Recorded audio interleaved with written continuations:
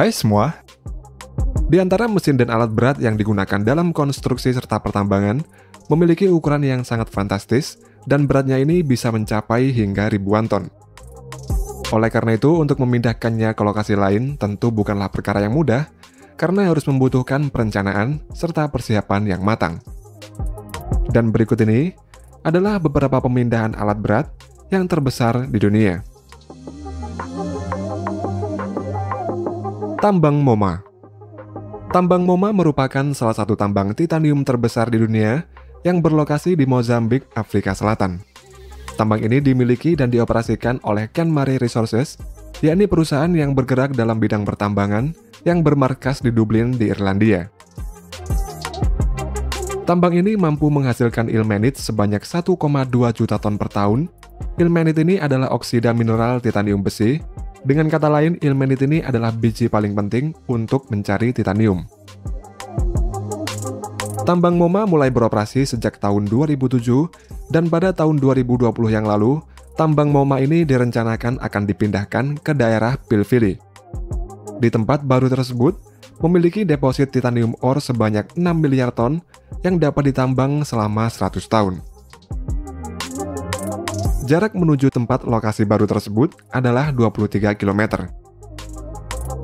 Meskipun jaraknya ini hanya berjarak sekitar 23 km, namun biaya pemindahannya ini sangatlah fantastis dan diperkirakan menghabiskan biaya sebesar 106 juta US dollar atau setara dengan 1,5 triliun rupiah.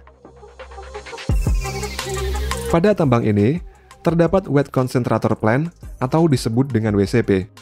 Alat ini digunakan untuk mengolah ore dengan panjangnya 80 meter, tingginya 24 meter, dan memiliki berat 7.100 ton.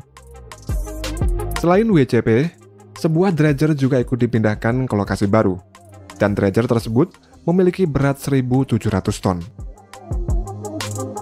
Dalam prosesnya, mereka membangun jalan untuk transportasi ke lokasi baru tersebut, di mana jalan baru ini memiliki panjang 23 km, untuk lebarnya 66 meter, dan pembangunan jalan tersebut membutuhkan waktu 9 bulan untuk menyelesaikannya.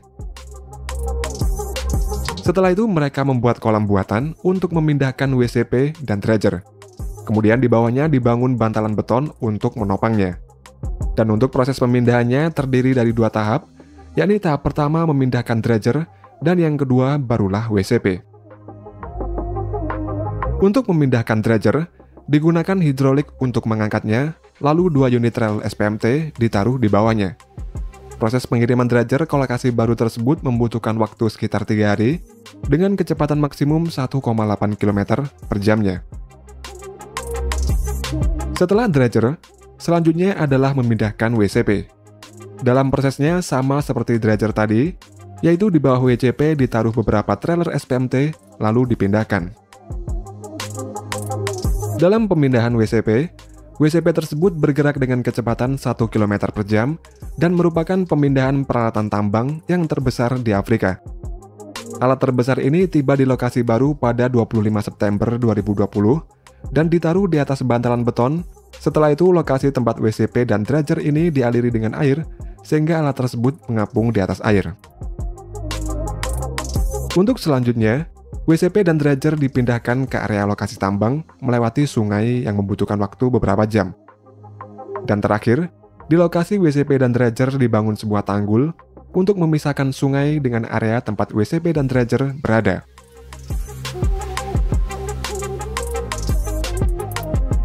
Cutting Suction Dredger Orion. Di Suriname terdapat tambang bauksit untuk memproduksi aluminium. Dalam proses penambangan di tambang itu, dikerjakan oleh perusahaan yang bernama Boskalis, mulai dari penggalian hingga pengiriman. Untuk menambang bauksit tersebut, Boskalis harus memindahkan overburden yang berada di atas bauksit. Overburden merupakan suatu lapisan penutup yang bentuknya bisa terdiri dari tanah lempung atau tanah humus dan juga bebatuan. Terdapat sekitar 3,8 juta ton bauksit yang berada di bawah overburden tersebut. Dan overburden yang harus disisihkan oleh Boskalis mencapai 20 juta meter kubik. Oleh karena itu, Boskalis membutuhkan kapal keruk khusus, yaitu Cutting Suction Dredger yang bernama Orion. Orion merupakan kapal keruk raksasa yang memiliki panjang 74 meter, lebarnya 15 meter, tingginya 14 meter, dan berbobot 1.813 ton. Untuk mengirimkan Orion ini dari Abu Dhabi menuju ke tambang, Boskalis memerlukan perencanaan yang matang karena jaraknya ini mencapai ribuan kilometer. Untuk mengirimkan Orion, Boskalis menggunakan kapal kargo semi-submersible yang bernama Roldoxy. Setelah 30 hari menempuh perjalanan, kapal angkut tersebut berlabuh di Suriname, di mana sebelumnya di pelabuhan Suriname tersebut dibangun tempat penurunan Orion yang terbuat dari steel sheet. Orion diturunkan dari kapal menggunakan 2 trailer SPMT yang memiliki 76 axle line dan memiliki jumlah total roda sebanyak 608 roda. Sebelum dipindahkan, Boskalis juga membuat jalan baru dan beberapa area pada jalan baru tersebut diletakkan plat baja agar jalan tersebut kuat menahan beban dari dredger tersebut. Dalam perjalanan menuju lokasi tambang, Orion ini menghadapi beberapa rintangan, di antaranya adalah melewati kabel listrik. Agar bisa lewat, kabel listrik tersebut harus diangkat terlebih dahulu, di mana untuk melakukan hal itu Boskalis bekerja sama dengan insinyur dari perusahaan listrik.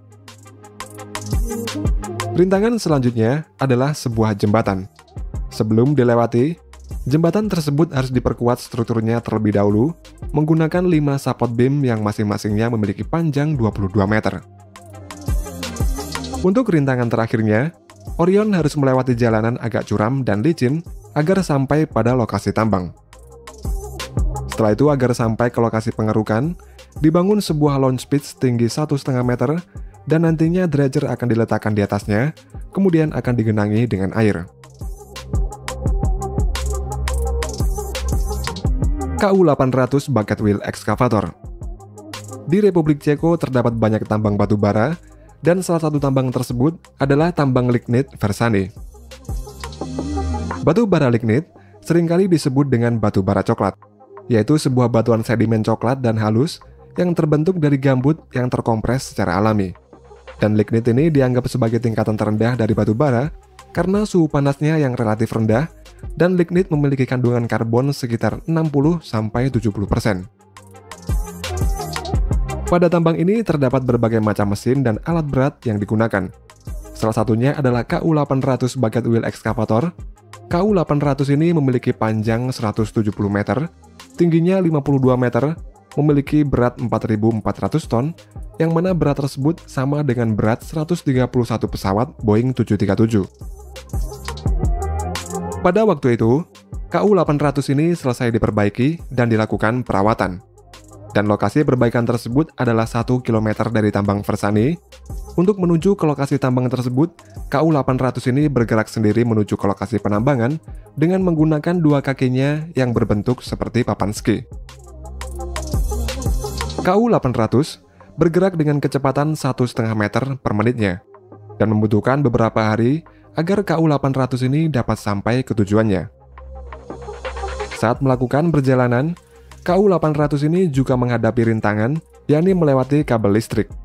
Dan untuk mengatasinya, pihak pemilik tambang bekerja sama dengan teknisi perusahaan listrik untuk membantunya. Marion 850 Dragline. Di Australia terdapat tambang batu bara Goonyella Riverside. Pada tambang ini memiliki dragline raksasa yang bernama Marion 850. Dragline ini memiliki lebar 28 meter, tingginya 45 meter, panjang boomnya 99 meter, dan beratnya 3.000 ton.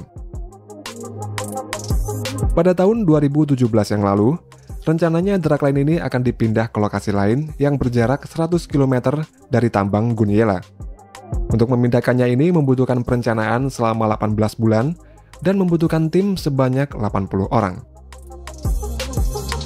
Setelah perencanaan selesai, mereka membuat jalan baru menuju ke lokasi tambang. Dan agar stabil serta tidak rusak, jalan baru tersebut juga diberi plat baja. Selanjutnya, dragline diangkat menggunakan hidrolik, lalu beberapa trailer SPMT ditaruh di bawahnya. Kemudian proses perjalanan mulai dilakukan, di mana dragline ini bergerak dengan kecepatan 120 meter per jam atau sekitar 3 km per harinya. Waktu total yang dibutuhkan untuk mencapai jarak 100 km adalah 4 bulan. Dan selama perjalanan, drag line tersebut juga menemui berbagai hambatan.